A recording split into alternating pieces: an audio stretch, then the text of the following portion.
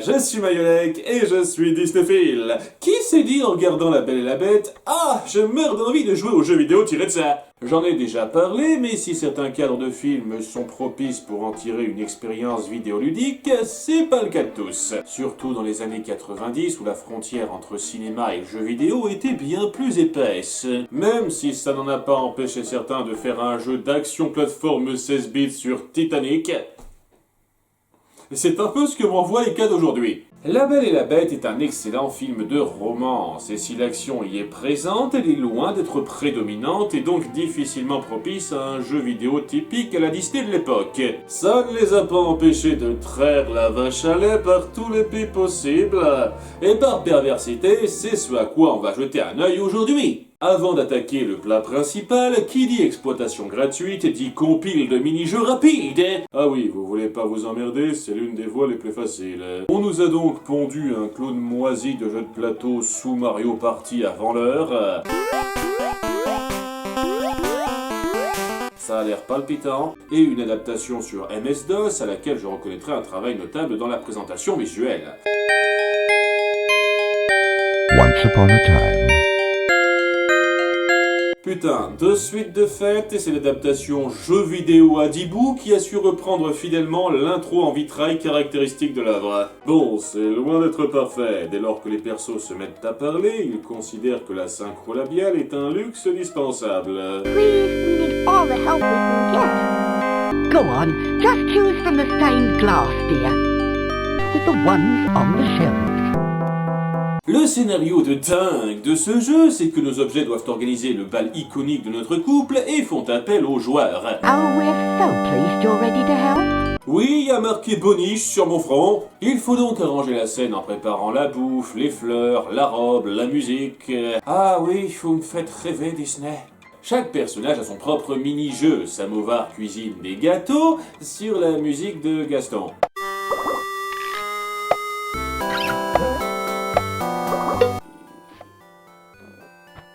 Ah, c'est parce qu'il y a des œufs! Subtil. D'ailleurs, c'est le seul ingrédient qu'on met. Ça donne pas trop envie de bouffer ce dessert. Bon, c'est peut-être le mini-jeu le plus recherché, car on doit jouer sur le petit environnement pour amener les œufs à bon port. C'est un peu créatif. Wow, that was great.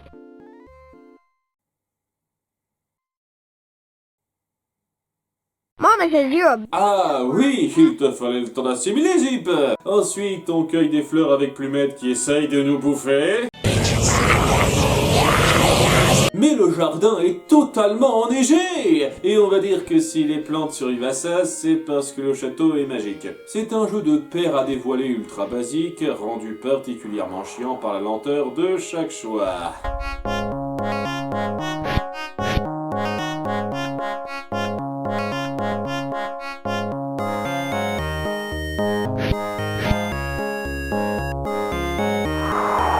On se marre! Wow, that was great. Non. Puis on choisit dans la bibliothèque la partition pour la musique de ce soir avec Big Ben. Au moins ce jeu se souvient que c'est un de ces trucs, lui. C'est un jeu de mémoire super typique où il faut cliquer sur des symboles dans le bon ordre. Et écoutez-moi la majestueuse harmonie des notes.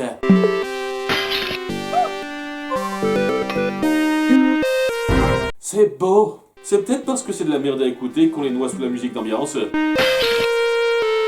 Wow, that was great. Le quatrième jeu, c'est une répétition de danse de lumière. Qu'est-ce qu'on en a à foutre? C'est pas lui qui est censé danser. On le déplace bizarrement sur un gâteau pour collecter des... cerises. Ah, ça, c'est... la cerise sur le gâteau. Wow, that was great. Et enfin, on assistera à l'armoire et Miss Bidet pour confectionner la robe de Belle sur la musique de Tuons la Bête.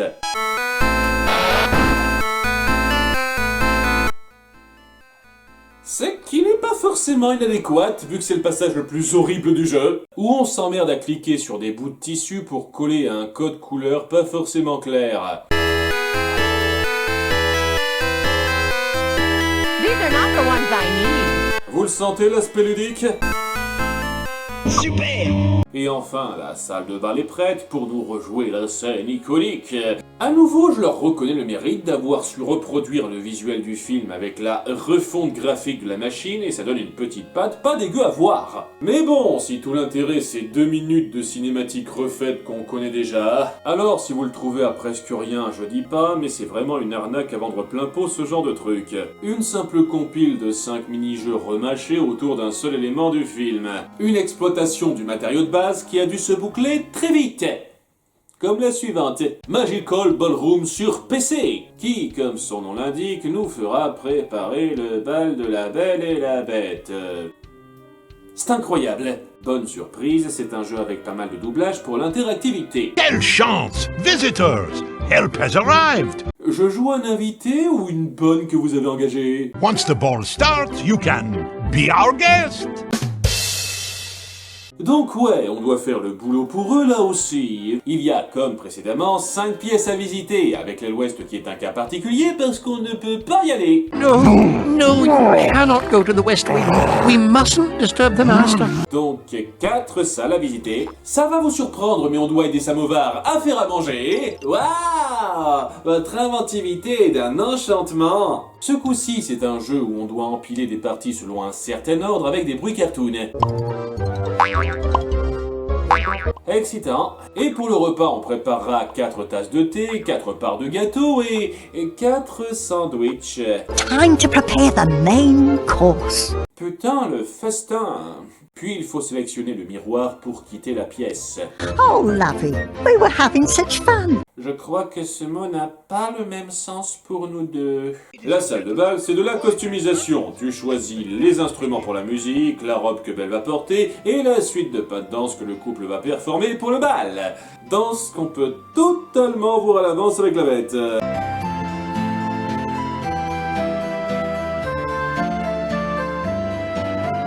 Ok, spoilers! That was wonderful. The Beast has no idea we're planning a surprise party. Je pense que maintenant il doit avoir quelques doutes. Click on the magic mirror to return to the foyer, or click anywhere else to stay in the ballroom. Click on the magic mirror to go back to the foyer. If you'd like to return to the foyer, click on the mirror again. If you'd like to stay, click anywhere else. En avant pour la bibliothèque.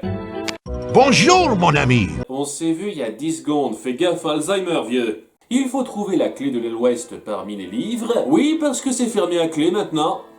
Première nouvelle. Et Big Ben, pour faire chier, l'a coupé en 3 morceaux qu'il a caché dans un jeu de qui est-ce. Ce qui est un concept très sympa de base. Vous devriez totalement faire un qui est-ce sur les persos Disney. Avec peut-être un peu plus que 15 filles, ce serait cool. Mais là, c'est assez limité en choix de questions, et ça rame un peu, c'est assez bof. Et lorsqu'on a la clé, on peut pas encore se rendre dans l'Ouest. Wait! We cannot go to the West Wing, my friend! Il faut terminer tous les mini-jeux, monsieur. Et pour ce que le dernier apporte, c'est juste un jeu de coloriage limité où on choisit parmi quelques backgrounds et quelques stickers pour s'amuser 3 minutes. C'était vachement primordial à faire. Et c'est pas comme s'il y avait un quelconque challenge. Tu peux faire tes couleurs et tes ajouts n'importe comment et on te complimente. You're quite an artist. Un bonbon pour toi, Sophie. Et après, on peut aller chercher la bête pour démarrer la fête.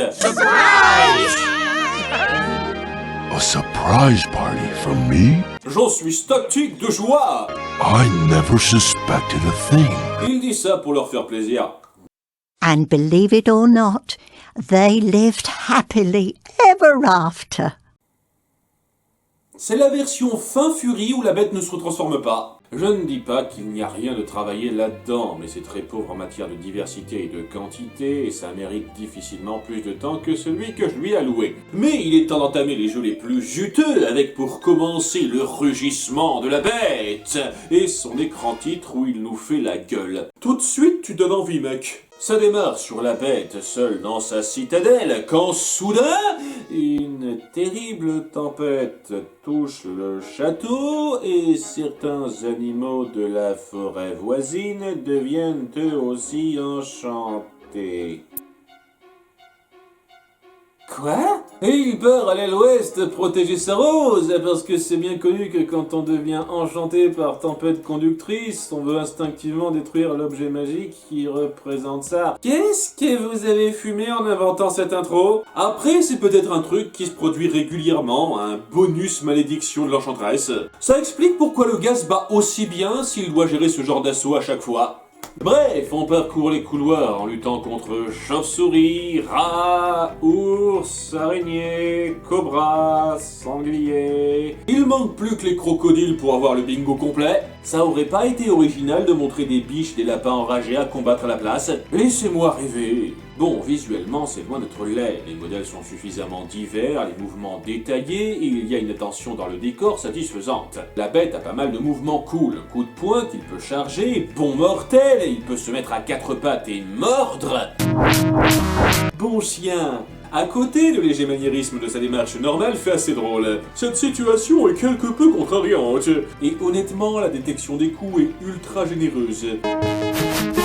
Ce déplacement d'air au-dessus de moi m'a effrayé de l'existence. Après quelques vagues, on confronte le premier mini-boss. Un oursilard. Sincèrement, on est sûr qu'il nous veut du mal, il a l'air de juste vouloir se marrer là. Il est mort heureux, c'est ce qu'on peut souhaiter à tout le monde. Bien joué, bête. Merci, Rose. C'est toi qui me parles? Et pour finir cette partie, on se bat contre...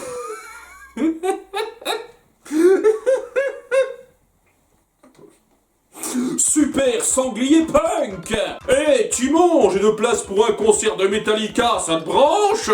Bien, cette petite parenthèse filler finie, juste après on nous résume la grosse moitié du film. Maurice qui vient, Belle qui le remplace, etc. jusqu'à sa fuite et l'attaque des loups. En entendant son cri, il fonce à son secours. Ce qui veut dire plusieurs minutes à déambuler dans la forêt avant de l'atteindre.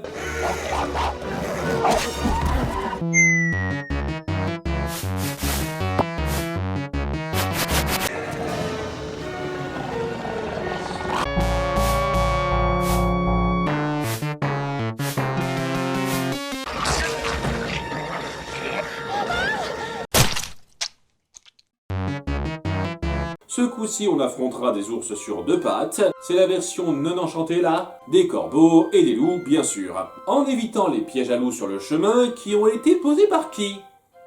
Ah, par nous, je vois pas. Ça explique d'où provient la bouffe du château, en fait. Le boss, sans surprise, c'est le chef des loups qui s'est bourré aux stéroïdes et observez la violence du combat.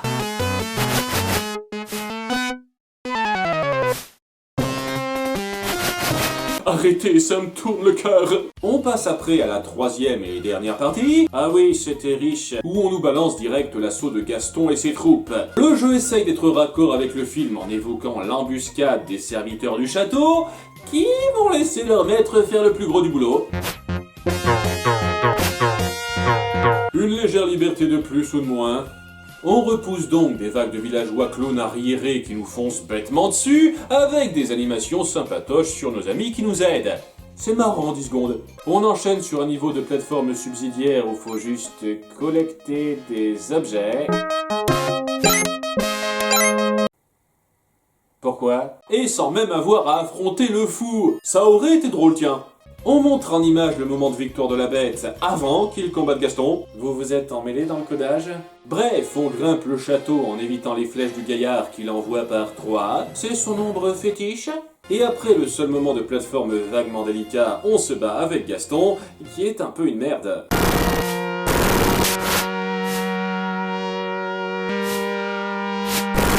Sérieusement, là on s'en tire pendant 30 secondes en faisant du surplace. Blablabla, on gagne, fin du film, et on a un dernier stage où on passe devant chaque serviteur, juste pour le faire briller.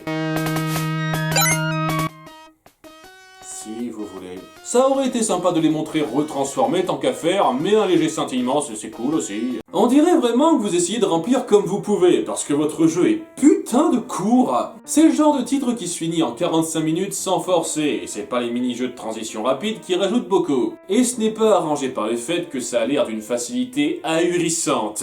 Les combats sont servis sur un plateau, en particulier les boss qui se résument à un jeu d'esquive contre-attaque du pauvre abordable même pour les plus nuls. La plateforme n'a presque aucun challenge, c'est affolant de simplicité. Et pas une expérience vidéoludique qui semble particulièrement stimulante.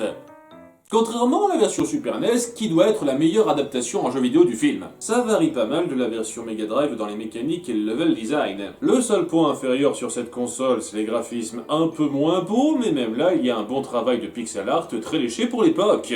Le jeu commence sur un résumé rapide, puis la bête qui poursuit Belle dans le château pour une raison obscure. Et il va faire de sacrés détours en luttant contre rats, chauves-souris et araignées énormes. Toujours les mêmes incontournables. Bon, il se tapera aussi des gargouilles, des peintures magiques, des casques piranhas, un peu plus original, et des candélabres maléfiques. Eh ben, je comprends pourquoi Lumière ne parle jamais de sa famille. Par contre, est-ce que Belle est passée par tout ça, elle aussi? Comment elle a réussi à survivre? Parce que notre bestiau, lui, a les outils. Il donne des puissants coups de poing, il grimpe les murs avec ses griffes et il a un super rugissement qui fige les ennemis en l'air pour grimper dessus et fait apparaître des plateformes. Wow, sa malédiction était encore plus magique que ce que je pensais. On finit par se faire le premier boss, une gargouille qui a plusieurs PV, elle, à un endroit pas forcément très pratique. Tu voudrais pas déplacer le combat sur un sol un peu plus sûr? Suite à ça, on refait la scène où on effraie Belle et où on doit la sauver des loups en sautant sur des branches d'arbres géants. Ouais, l'échelle est un peu ridicule quand on y pense. Sans surprise, on va se farcir des loups en chemin ainsi que des grenouilles. L'horreur. Ça l'affecte peut-être parce qu'il lui rappelle qu'il ne sait pas nager. Le second film n'a pas pris ça en compte. Et on finit par affronter le chef de la meute, un loup blanc qui se téléporte. On va dire qu'il a été enchanté par Tempête Conductrice lui aussi. Puis, par une autre transition jolie, on montre le rapprochement avec Belle, avec un mini-jeu où on rattrape des boules qu'elle nous lance. Vous avez oublié les règles de la bataille des boules de neige? C'est pas la même chose que le baseball. Bref, après ces 2 minutes de rien, on passe sans transition à un niveau dans la bibliothèque, où des livres géants nous attaquent. Ok, deux petites questions. T'as pris une potion pour te rapetisser histoire d'avoir un challenge? Et surtout, il se passe quoi? On va dire qu'il voulait nettoyer le coin avant de l'offrir à Belle. Putain, ce château est beaucoup plus dangereux qu'il n'y paraît. Et après avoir grimpé ces étagères qui font 600 mètres de haut à vue de nez, on se bat contre un autre boss gargouille qui crache du feu cette fois. Heureusement que c'est en bois magique inifugé. On finit à nouveau évidemment avec l'insurrection de Gaston en étant forcément plus raccord avec le film. Waouh, des câbles électriques? Ce château est vraiment à la pointe du progrès. On découvre que le fou lui aussi possède le pouvoir de téléportation en nous canardant de fenêtre en fenêtre. Vive les munitions infinies! Et tout juste après, on combat Gaston qui cache incroyablement bien son arc sur lui. Mort express! Bon, même si ça va comiquement vite, j'apprécie beaucoup qu'on ne sorte pas du niveau pour faire la transition sur la fin de l'histoire. C'est du travail de mise en scène bien cool. Et finalement, un jeu qui semble plutôt sympathique.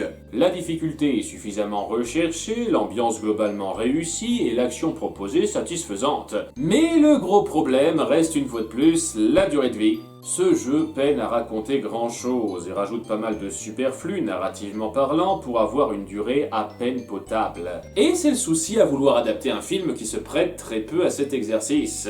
Même si ça aurait pu être légèrement arrangé en prenant en compte le dernier jeu de cette liste, la quête de Belle sur Mega Drive. Jeu vidéo dont je suis fier d'être le premier testeur d'importance. Non, je ne vois personne d'autre. Car ce coup-ci, c'est la fille qu'on contrôle. Et, spoilers, là aussi la durée de vie est nulle. On a 4 niveaux qui se suivent et qui doivent pouvoir se finir facilement en moins d'1 heure. C'est d'une pauvreté abyssale. Et c'est là que je me fais la réflexion, est-ce que ça aurait pas été ingénieux de regrouper les deux ? Vous savez couvrir plus de films en alternant entre le contrôle de Belle et celui de la Bête. Me dites pas que vous savez pas mettre deux gameplays différents dans un jeu les gars. Mais non, on a soit la partie A, soit la partie B. Et sur Mega Drive, les deux sont mal foutus. Car on sent bien que c'est le même studio qui a produit Roar of the Beast et Belle's Quest. La présentation de narration est identique, on reprend pas mal d'assets communs, et Belle reçoit le même discours de félicitations que la Bête en finissant ses chapitres. Cette rose est vraiment aimable. En revanche, visuellement, c'est un cran en dessous. Les modèles de personnages lors des niveaux sont un peu dégueulasses. Mention spéciale pour les triplés shootés au crack et la gueule que tire Belle quand elle se met de face. Bon. Ça démarre comment? Belle aime la France. C'est bien. Et une faute d'orthographe au premier carton! Extraordinaire première impression. Bref, on démarre à l'intro du film alors qu'elle se rend chez le libraire du village, que les oiseaux essayent de la tuer et que le fou et Gaston la harcèlent. Ouais, je me demande bien pourquoi elle veut vivre autre chose que cette vie. Gaston et le fou qui ont une perception en 2 dimensions. Elle nous a totalement échappé. Ce cadre de départ, une fois posé, est tout de même relativement prometteur. Ça a de quoi produire de la mécanique de jeu d'aventure sympathique où on pourrait s'adresser à différents gens du village pour faire progresser l'intrigue avec certaines énigmes à résoudre. Et ça le fait. En version éco plus pourrie. Quand le libraire te demande de l'aide avec ses bouquins, c'est pour les ranger en les rattrapant alors qu'il te les jette dessus. Ouais, je te jure, c'est la meilleure méthode. Et quand Belle veut débloquer un accès plus loin, on ne précise pas pourquoi, et elle doit juste s'adresser à Gaston en choisissant les trucs évidents à dire. Et c'est tout. Y a rien d'autre à faire, tu peux aller te coucher, Belle. Vous savez ce qui est plus énervant qu'une perte de temps? Un gâchis de potentiel. Vous m'avez servi une idée intéressante et vous n'en avez rien fait. C'est comme ce villageois à la con qui te donne automatiquement un indice pour le prochain stage sur le chemin du retour, sans raison. Vous me faites miroiter un jeu sur Belle à la Monkey Island et vous me chiez dans la bouche juste après. Honte sur vous. Sérieusement, c'est tellement amené n'importe comment que même elle se gratte la tête en mode « Qu'est-ce que j'en ai à foutre ?» Après ça, et un résumé en images, Belle va suivre la trace de son père disparu en forêt en confrontant l'hostilité de sa faune et sa flore.